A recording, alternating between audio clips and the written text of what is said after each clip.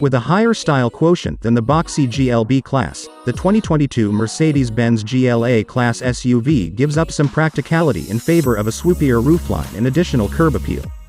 A turbocharged 4-cylinder engine delivers perky performance, and handling is agile enough to deliver some thrills on a curvy road. Don't expect much off-road performance though, even with the GLA's optional all-wheel drive. Inside you'll find all of the infotainment, luxury, and convenience features that Mercedes-Benz offers on its larger SUVs. Looking for something racier? Check out the Mercedes-AMG version, which can be had with as much as 375 horsepower. One of the chief complaints about the previous generation GLA class was its cramped interior. Mercedes has rectified that with the new generation model. Rear seat passengers are treated to almost 5 inches of extra legroom, as well as increased space for shoulders and elbows. This will help the GLA class compete more directly with key rivals such as the Audi Q3, BMW X1, and Volvo XC40. Interior materials look upscale, and the layout of controls and climate control vents is similar to what we see on the GLB class in a class, with a column-mounted shifter, center console-mounted infotainment controller, and circular vents along the dashboard. Cargo capacity is increased compared with the old model and the rear seats fold flat. The cargo floor itself now is flush with that of the sill, which should make sliding bulkier items in and out of the trunk easier. In our testing, the GLA 250 fits 6 of our carry-on suitcases behind the rear seat, one more than what we fit in the last generation model. Mercedes-Benz's MBUX infotainment system, for better or worse, is standard across the GLA class range.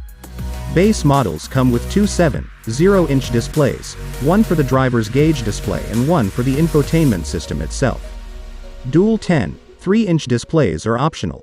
This same setup has been rolled out throughout much of the Mercedes lineup to mixed reviews from our editors. The system can be manipulated either via the touchscreen, using voice commands, or by utilizing the touchpad controller on the center console.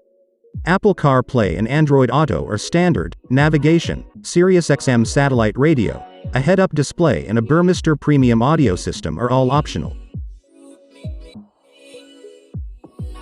The 2022 GLA class is powered by a turbocharged 2.0-liter 4-cylinder engine that drives the front or all 4 wheels and makes 221 horsepower.